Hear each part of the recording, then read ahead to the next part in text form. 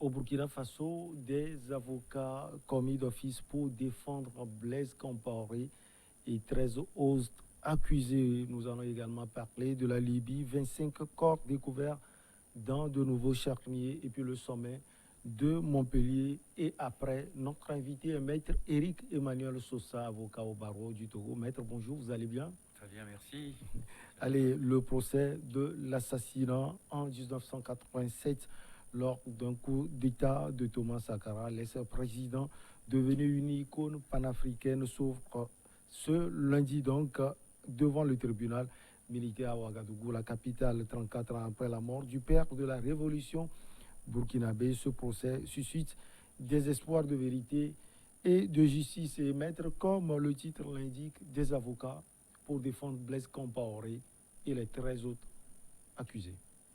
Oui, il y va de la responsabilité de l'État burkinabé qui, en vue d'obtenir une justice probe et équitable, a pourvu, par tout moyen, la défense de ceux qui n'ont pas d'avocat constitué. C'est tout à fait normal et je pense que le motif du renvoi est parfaitement justifié, il est pertinent, parce qu'il faut permettre à ces avocats de prendre connaissance des 20 000 pages de dossier dans une affaire qui a des retentissements historiques.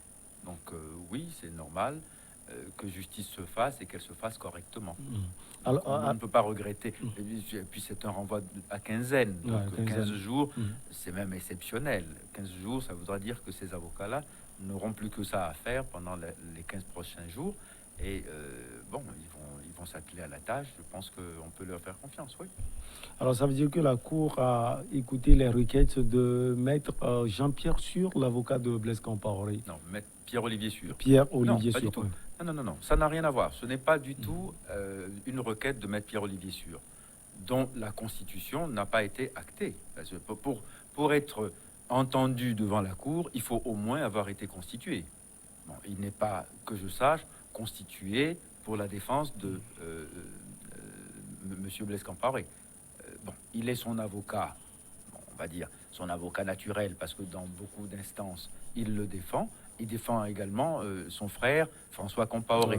Mais bon, étant l'avocat naturel de la famille Compaoré, ça ne l'autorise pas, alors qu'il n'est pas officiellement constitué pour la défense de Blaise Compaoré, à demander quoi que ce soit. Donc je pense même pas que ce soit pour Blaise Compaoré que ça a été renvoyé. Ça a été renvoyé pour les autres co-accusés qui n'avaient pas d'avocat et pour qui on a dû commettre d'office des avocats. Alors, maître, vous l'aviez dit tout à l'heure, c'est un procès attendu par tous les Burkinabés au-delà. Par l'Afrique entière. Par l'Afrique entière. Parce qu'il faut quand même bien dire une chose. Cette affaire est une plaie sur le visage de notre continent. Parce que, voyez-vous, Thomas Sankara est une icône panafricaine. Thomas Sankara, par ses idéaux révolutionnaires, a suscité beaucoup d'espoir auprès d'une jeunesse africaine dont je faisais partie, parce que bon, quand Sankara mourait, j'étais encore étudiant. Je n'avais pas terminé mes études. Donc j'étais sankariste, comme beaucoup de mes camarades. Et la mort de Sankara, ce 15 octobre 1987, a été pour nous un cataclysme. On était choqués, c'était notre Tchernobyl à nous. Encore que Tchernobyl a eu lieu juste un an avant, 30 avril l'année d'avant. Donc on était sidérés. Donc on demandait, à tout le moins, à comprendre comment cela a pu arriver et comment quelqu'un qui a porté la révolution avec lui est devenu subitement son ennemi, l'a traité de renégat et a pris le pouvoir après lui, après l'avoir abattu sauvagement. Parce que bon, il faut pas qu'on aille finasser pour dire présomption d'innocence, etc. Dans cette affaire-là, s'il n'a pas participé, au moins le crime lui a profité. S'il n'a pas commandité, au moins il était tout à fait satisfait du résultat qui a été la mort de Sankara. Donc, qu'on ne vienne pas nous dire qu'il n'y est pour rien et qu'on n'a pas de preuves contre lui et que le procès qu'on lui fait est un procès politique et qu'il faut attendre, au lieu de faire un procès, il faut réconcilier les Burkinabés parce que, bon, mais non, écoutez, quand on veut la réconciliation, il y a des préalables. Il faut d'abord la vérité, la justice, et ensuite on réconcilie. Il faut que M. Compaoré vienne dire au peuple burkinabé. Il ne s'agit pas d'aller aujourd'hui se faire empailler dans un passeport ivoirien pour dire « Ah, ben, je vous fais la nique, je suis devenu ivoirien, donc il n'y a rien que vous puissiez contre moi, parce que la Côte d'Ivoire n'estrade pas ses nationaux, donc vous l'avez dans l'os, moi j'échappe à la justice, et venir dire par contre, je veux bien qu'on m'appelle pour la réconciliation. Come on. Non, qu'ils viennent d'abord répondre. Comment est-ce que Sankara et les 13 compagnons suppliciés ont trouvé la mort? Comment ça se fait que lui a pris le pouvoir en marchant dans leur sang pour aller à Kosiam? Ça, c'est le minimum qu'on lui demande. Qu'il réponde à ça, et puis après, c'est fini. Bon, on peut même ne pas le condamner, j'en sais rien, moi. Mais au moins qu'on entende de sa bouche qu'il n'y est pour rien et qu'il n'en savait rien, ou bien qu'il l'explique comment est-ce que il y a cette Kafando, Diendéré, etc. On fait le coup, comment ils y sont allés, pourquoi ils y sont allés, qui leur a demandé d'aller armer de cette manière pour aller tirer sur des camarades. C'est un minimum devant l'histoire. Maître, quand on sait que Blaise Compaoré est dans plusieurs autres dossiers, il faut le préciser, alors on peut organiser ce procès aussi à distance, en étant en Côte d'Ivoire, parce que visiblement, il a peur de la justice. Il serait au Burkina Faso, il serait arrêté. Il sait qu'il a des choses à se faire reprocher. Mais il n'y a pas que ça. Il y a les étudiants, enfin, les jeunes gens sur qui on a tiré en 2014, quand il voulait faire son 3e mandat. Il y a ça aussi. Mais c'est un minimum. Venez répondre. Expliquez-nous comment ça s'est passé. C'est tout ce qu'on lui demande pour l'instant. Mais il fuit ça aussi. Il fuit ça tellement bien que maintenant il s'est barricadé dans son passeport ivoirien en disant... voilà, je vous fais la nique, je ne viendrai pas. Alors, et maintenant, on vient dire, par le biais de son avocat, qu'il faut faire la réconciliation, que c'est un procès politique. Comment? Il ne faut pas se moquer des gens comme ça. Il ne faut pas injurier tout le temps le bon sens des gens. Qui est jugé, à part Blaise Compaoré, les 13 autres accusés? Qui encore, maître, selon vous? Écoutez, tous ceux qui ont pris part à cet acte odieux, quitte, appelons-le par tous les vocables qu'on veut, c'est un assassinat. Un assassinat politique reste un crime. D'accord? Donc on ne va pas dire... Alors, j'aime bien. Alors on dit, oui, c'est politique. Alors, à chaque fois que c'est mauvais, que ça sent le purin, on dit c'est politique. Donc, alors, par le voile du politique, on évite de parler des choses qui, par ailleurs, sont des crimes. Non, c'est un crime, point final. Maintenant, que ce soit fait au bénéfice ou à l'initiative de politiciens, ça n'en reste pas moins un crime. Ça n'enlève rien à son caractère criminel. Donc, qu'on arrête de tout mélanger, de dire qu'on fait un procès politique. Les Burkinabés, alors j'ai entendu d'autres arguments aussi, des gens dire, mais non, mais en ce moment, les Burkinabés sont plus soucieux de leur sécurité que de justice. J'allais le dire aussi. Non, attendez. Non, pas du tout. Les Burkinabés sont aussi préoccupés par ça, parce qu'on peut faire les deux à la fois. Sécuriser les Burkinabés et rendre justice à des Burkinabés qui ont été tués dans un complot odieux par d'autres Burkinabés. On peut faire ça à la fois. Donc, qu'on ne me dise pas qu'il faut arrêter la justice, aller faire la réconciliation, sécuriser les frontières, ou je ne sais pas quoi, chasser d'abord les djihadistes. Non. On peut faire simultanément tout ça en même temps. Alors, maître, on parle de la responsabilité de la France, de la Côte d'Ivoire. On avait parlé également de la Libye de Kadhafi, la Côte d'Ivoire de Houphouët-Boigny, bien sûr, et du Libéria. Est-ce qu'en refusant de venir, Blaise Compaoré est en train de cacher quelque chose aussi? Voilà ce qui est frustrant. Vous voyez, devant l'histoire, M. Compaoré se grandirait à venir expliquer un peu quels sont les soubassements de cette sale affaire. Bon, parce que, on parle de Libye. Que je sache, Thomas Sankara était très pro-libyen. Ouais. Il avait plutôt de fortes accointances avec le colonel Kadhafi. Et je ne pense pas que Kadhafi ait trempé. Mais ça, ce ne sont que des suppositions. Rien ne me permet d'évincer cette hypothèse ou de lui donner crédit. Mais donc, pourquoi pas? Maintenant, que ceux qui sont les tenants de l'affaire, viennent expliquer ce qui s'est passé réellement. Et le peuple burkinabé et les peuples d'Afrique seront quittes devant l'histoire. Sankara est mort, bon, ok. Mais comment il est mort? Ça, vous n'avez pas le droit de savoir, parce que ça nous concerne. Non, pas du tout. Ça ne vous concerne pas. Vous devez... Sankara, vous savez, je dirais, il n'appartient plus à sa famille. Il n'appartient plus uniquement au peuple burkinabé. Il appartient à l'Afrique entière. Je vais vous surprendre, mais le nombre de lycées Thomas Sankara que vous voyez dans des pays autres que le Burkina Faso, les avenues Thomas Sankara, des places Thomas Sankara, que vous voyez, même en Amérique du Sud, il y a des places Thomas Sankara. Alors, il faut quand même arrêter. On ne tue pas quelqu'un comme ça pour venir dire, bon, mais oui, on a d'autres priorités, on va parler d'autre chose. Non, on parle de ça d'abord. Tant que justice ne sera pas faite à Thomas Sankara, mais il n'y aura pas non plus de paix totale.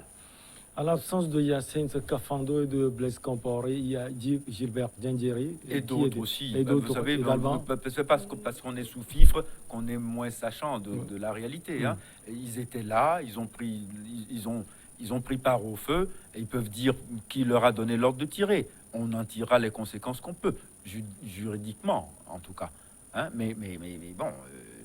oui, c'est pas uniquement les grosses huiles et les gros bonnets qui détiennent l'absolue vérité. Alors, ceux qui ont ramassé les corps, qui sont allés les enterrer à Dagnoin, eux aussi, ils ont quelque chose à dire. Qui vous a demandé de ramasser les corps et de les enterrer à 30 cm du sol? Ça aussi, c'est quand même une information. Et qui vous a demandé d'aller requérir les prisonniers pour enterrer en pleine nuit les corps et de mettre sur des bouts de papier les noms de ceux qui sont dedans, en plus en faisant ça n'importe comment, parce que bon, on va trouver des corps qui ne sont pas ceux des gens qu'on a désignés comme étant ceux à qui appartiennent les sépultures. C'est vous dire le carnage, vous dire la façon infra-humaine dans laquelle les choses sont passées. Non, on va me dire, il n'y a pas que ça à faire. Si, il y a ça à faire, et maintenant même. On a vu, pour sortir de ce sujet du Burkina, Gilbert Diendéré est resté très serein au procès. Comme à son habitude. Attendez, non mais à toute accusation, Gilbert Diendéré répond avec un calme marmoréen. Il n'est touché par rien, il a une insensibilité aux choses qui force l'admiration. Mais bon, ça ne veut pas dire, parce que vous parlez pas, vous refusez de répondre, qu'on ne va pas savoir. On saura, parce qu'il y a des gens qui sont témoins, qui l'ont vu. Il y a des gens qui sont venus avec lui, qui ont parlé, qui ont dit que lui était dans le commando. Non, ça suffit. Si lui ne veut pas l'avouer, suffisamment de témoins l'ont vu sur place. Et peut-être... On va en Libye. 25 corps non identifiés ont été découverts à Tarbouna, une ville de l'ouest de la Libye, où plusieurs dizaines de charniers ont été mis à jour. Alors, maître Éric Emmanuel Sousa, pourquoi ces 25 corps découverts aujourd'hui? Qu'est-ce qui s'est passé réellement? Attendez. Parfois, je suis étonné par les sujets d'actualité. Aujourd'hui, c'est 25 corps. Mais la semaine dernière, il y en a eu tout autant, si ce n'est plus. Ouais. Alors, pourquoi les 25 d'aujourd'hui font l'actualité? Pourquoi? Mais non. Attendez, c'est un mouroir gigantesque, hein, la Libye actuellement. Attendez, le pays est en guerre, il n'est contrôlé par personne ou uniquement par des milices. Et il y a toutes sortes de trafics qui s'y passent, le trafic humain notamment, comment ça s'appelle, les migrants. Les migrants en ont fait leur passage privilégié parce que ça facilite l'accès à la Méditerranée. Et on vient dire, il y a 25 qui sont morts. Bah oui, bah attendez. Il y a beaucoup de choses. Nous sommes tous interpellés. Interpellés comment? Interpellés parce que les causes de la volonté de migrer n'ont pas été complètement explicitées. D'accord?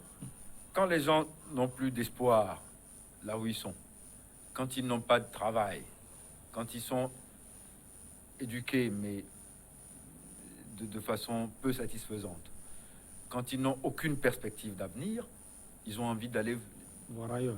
dans un ailleurs probable, Mm. chercher de quoi faire un bonheur hypothétique, d'accord?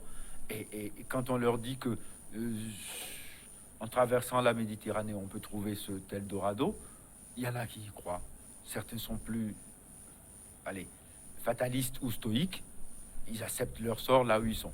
D'autres tentent l'aventure en disant, si j'ai une chance sur 1000 de m'en sortir, je vais la tenter. Et ils trouvent la mort. Alors, ces pertes en vies humaines sont quotidiennes, comme vous l'aviez dit Oui. tout à l'heure. Il va falloir trouver des solutions. Quoi concrètement, Maître Éric Emmanuel Sosa? Écoutez, vous savez quoi? La dernière fois, je suivais un reportage sur les migrants, où il y avait des gens, des jeunes gens comme vous, parfaitement instruits, hommes, femmes, parfois même avec un enfant dans les bras, une jeune femme de 26 ans. Il disait, mais chez moi, je n'ai plus aucun espoir. Elle est camerounaise. J'ai plus aucun espoir. J'ai même pas la chance d'imaginer que par la force de mon vote, je vais faire changer quelque chose dans mon pays.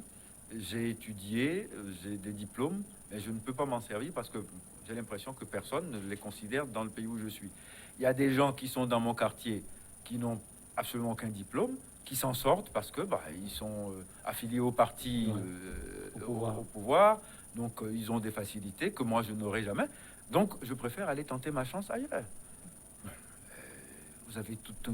Vous voulez dire qu'il faut corriger la base? Mais c'est un grand désespoir qui fait sortir les gens de chez eux. Mais attendez, il ne faut pas croire. Hein. Je dis tout le temps en râlant que si vous venez au Togo ici, allez au marché de Hedjiranawe et dites que vous proposez le passeport moldave. Vous allez voir le nombre de personnes qui vont souscrire pour prendre le passeport moldave. Vous allez voir. Faites l'expérience. Vous allez voir. Même moldave. Hein. Dieu sait si je n'ai que respect, estime pour les Moldaves. Ouais. Mais même le passeport moldave, plein de Togolais y souscriront demain matin, pieds et mains. Vous verrez le nombre, vous serez étonné. Donc, on en est là. On en est là. Ça prouve à suffisance le désarroi. Mais oui, le désarroi, c'est-à-dire, en fait, il y a pire que de mourir de faim. Quand vous n'avez même plus la possibilité d'entretenir l'espérance, alors vous êtes prêt à tout. C'est ce qui est en train d'arriver en Afrique noire. Voyez, et ceux qui sont résilients, ceux qui résistent encore, sont des caractères exceptionnels qu'il faut encourager avec d'autres choses. Il faut leur proposer quelque chose. Il faut donner des raisons d'espérer à ces gens pour qu'ils ne partent pas. Parce que quand vous écoutez, alors, la campagne présidentielle française est en train de commencer. Hein, quand vous entendez les thèmes de campagne, c'est Zemmour, Éric Zemmour qui fait aujourd'hui le buzz. Lui, il faut assimiler les gens, il faut plus porter de prénoms autres que français, etc. Mais quand vous entendez ça tout le temps, on n'a pas envie de partir, pas envie d'aller vivre ça. Voyez-vous? Donc il faut donner le change aux gens, il faut proposer autre chose. Alors d'accord. Vendredi dernier, on a réuni des Africains, on a tiré sur le volet en leur disant, vous allez me dire à moi, président de la France, ce que vous voulez, vous, Africains jeunes. Et je vais m'occuper de votre jeunesse et de votre avenir. Wow. Vous voulez dire que les chefs d'État africains sont absents dans ce camp? Oui, on ne les a pas considérés. On a considéré que ce qu'ils pensent ou ce qu'ils feraient n'a pas d'importance. Je vais parler de la gestion des affaires de leur pays. Et ce qui pousse ces jeunes à aller voir ailleurs. Oui, parce que le président Macron, lui, il dit, qu'est-ce que vous voulez que je vous fasse? C'est bien ce que je dis. Ça m'amuserait beaucoup que dans les pays dont on dit qu'ils sont le précaré français, on organise ce genre de débat où la jeunesse des pays rencontre le chef d'État pour qu'il puisse parler à leur président comme ils ont parlé à président Macron. Ça serait quand même une belle avancée. Oui, mais là, vous voyez, ce qui est sidérant dans l'affaire, c'est le président de la France qui décide que cette année, le sommet Afrique-France se passera sans les chefs d'État africains. Personne n'a pipé, personne n'a protesté. C'est comme ça, c'est lui qui décide. D'accord? C'est lui qui décide qui vient. C'est lui qui décide le casting. C'est-à-dire, ces gens-là ont été triés sur le volet, dans une mise en scène très subtilement concoctée par Achille Mbembe, pour qui je demande au monde entier de n'avoir que de l'estime, parce que cet homme est estimable. Mais ce qui est malheureux, c'est que ce soit le président de France qui vienne chercher notre Achille Mbembe pour lui demander « Trouve-moi des Africains pour venir me rencontrer ». Waouh! Vous voyez, à chaque fois, on est... C'est-à-dire, le ridicule continue et on s'enfonce dans le ridicule. Ah oui, bah, c'est ça, chaque fois. Et on emmène de jeunes Africains pour aller rencontrer le président français, pour aller lui dire les 4 vérités de l'Afrique à la France. Mais attendez, oh, on en est encore là, nous? On va en profiter pour parler de ce sommet Afrique-France. Qu'est-ce qu'on doit attendre après Maître Éric Emmanuel Sousa? On va également parler de ce format particulier depuis 1973, un sommet qui regroupe le président français et les jeunes acteurs. On dit qu'ils sont sur le terrain, les acteurs de la société civile. Il y a également des artistes, des chercheurs et autres. C'est un format particulier. Pourquoi ce format, Maître Éric Emmanuel Sousa? Pourquoi ce format? Ça, vous demanderez à M. Macron et à tous les supplétifs qui s'est associé pour organiser cette affaire-là. Je ne sais pas pourquoi, mais d'ailleurs je ne comprends même pas pourquoi. Enfin, bon, il est vrai que le président Macron est en campagne. D'accord? Ouais. Bon, alors vous allez me dire, et après le 8 octobre, ben, après, deux possibilités. Macron est réélu. Il va falloir qu'il réalise un minimum de ce qu'il a promis à ces jeunes gens. Je ne sais pas exactement quoi d'ailleurs. Il n'a pas promis grand-chose.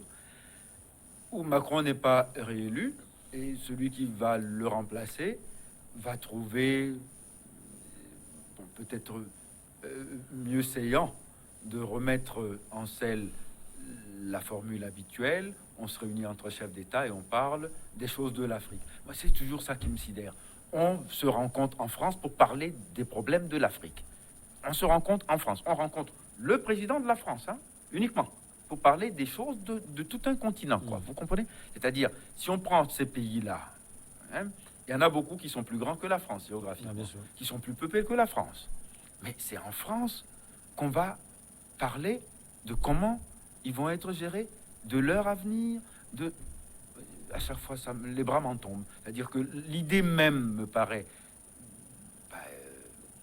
ébouriffante, quoi. Qu'on en soit encore là, c'est-à-dire qu'on ait fait ça il y a 40 ans, je veux bien, bon, ok. Il y a beaucoup de choses qu'on faisait il y a 40 ans qu'on ne fera plus aujourd'hui. Mais nous, on continue ça, jusqu'à ce que le jeune homme de 43 ans vienne dire à ces vieux papis qui sont tous, beaucoup d'entre eux sont au pouvoir avant qu'ils naissent. Certains, ou bon, allez, quand il avait 10 ans, quoi.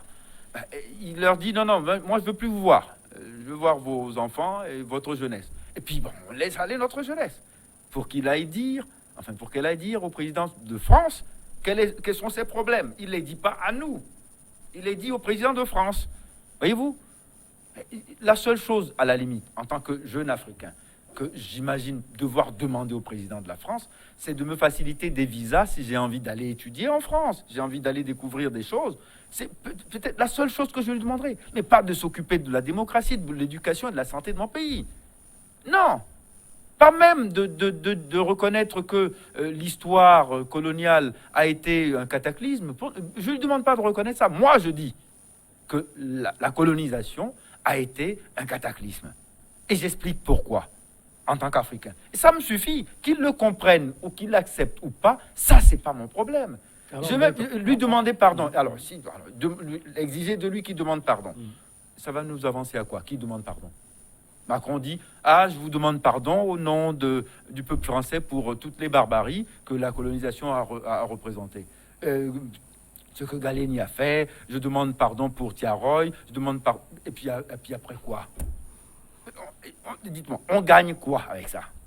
Maître, on parle d'un fonds d'aide pour la démocratie. Est-ce que cela veut dire que les dirigeants africains, dans leur marche pour la démocratie, ont véritablement échoué? Mais totalement. Attendez, vous êtes là, c'est pas les dirigeants, hein. Vous êtes là, vous êtes jeunes Togolais. Vous pensez vraiment qu'on a réussi la démocratie au Togo? Sérieusement. Non, mais qu'on nous donne 20 milliards ou pas, enfin 20 millions, 20 milliards, je sais pas, c'est 20 millions ou 20 millions? C'est 20 millions. Attendez, 20 millions d'euros pour renforcer la démocratie dans nos pays? Même pour le seul Togo, 20 millions d'euros, ça ne suffira pas. S'il s'agit de renforcer la démocratie au Togo. Peut-être que c'est un début, Maître Éric. Attendez, oui, d'accord. Ok, celui qui veut, vous voyez, vider la mer avec une cuillère, en donnant les premières pelletées, il est dans un début aussi. Mais un début de quelque chose qui est improbable. Voilà ce qu'on est en train de faire. On est en train de nous dire qu'avec 20 millions d'euros, on va encourager la démocratie chez nous, en Afrique. Et il a fallu que ce soit l'annonce phare de M. Macron devant les jeunes Africains. Mon Dieu, mais c'est extraordinaire. On est encore... attendez. Non, il y a longtemps que... Bon, vous voyez... Sur la sélection, est-ce que vous avez compris quelque chose? Achille Bembe a fait un travail de fourbi. Il a été aidé. J'ai reçu un jeune, Emmanuel Assobavi, qui a dit qu'il a rencontré également l'ancien ministre togolais, Kakonou Boupon, à Montpellier. Oui, mais attendez. Que tous ces gens-là aillent à Montpellier, mais ils ont le droit. Et ils ont des choses à dire. Kakonou Boupon n'a pas attendu d'aller à Montpellier pour faire comprendre ce qu'il pense de notre système monétaire, de notre système économique. Il a été ministre dans ce pays. Il a donné, enfin, je crois, pour ce qui concerne son ministère, des avis importants. Vous ne pensez pas que c'est aux antipodes de sa participation à ce sommet de Montpellier? Tout ce qu'il dit, tout ce qu'il dénonce, oui. Qu'il aille à Montpellier? Oui. Non. Attendez, qu'il aille soutenir l'idée qu'il faut quitter le franc CFA et qu'il le dise fortement au président Macron, qui a, en association avec Alassane Ouattara, annoncé que le franc CFA est mort, vive l'écho, sans parler, sans consulter les autres chefs d'État concernés par l'écho, je trouve que c'est tout à fait bien qu'il y aille pour donner sa nuance en tant que technicien de la chose, monétariste, grand économiste, spécialiste des finances.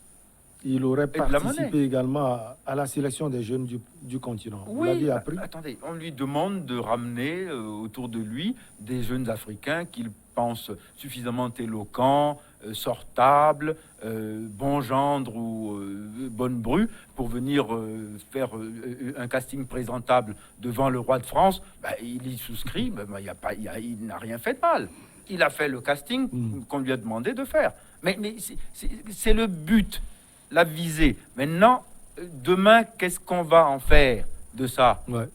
De jolis rapports, de beaux articles d'analyse de presse que nous avons lus tous avec délectation. Ça a renforcé mon antipathie pour un modèle de gouvernance que je trouve toujours trop arrogant. Parce qu'il n'y a pas de raison qu'on continue encore de faire des sommets France-Afrique ou Afrique-France. Il n'y a plus de raison. On doit sortir de ce schéma-là depuis longtemps. Faisons autre chose. Déjà, les assemblées, les réunions annuelles de la CEDEAO, on n'arrive pas à les faire correctement. On n'arrive pas à prendre une seule résolution qu'on respecte. Le Nigeria a fermé ses frontières communes avec le Bénin depuis plus de 2 ans. Personne n'a encore résolu ça. Et on va en France pour parler de la France-Afrique. Mon œil. Maître Éric Emmanuel Sosa, merci beaucoup à vous. On va marquer la pause pour le journal et on revient avec nos chers invités pour Regard Croisé.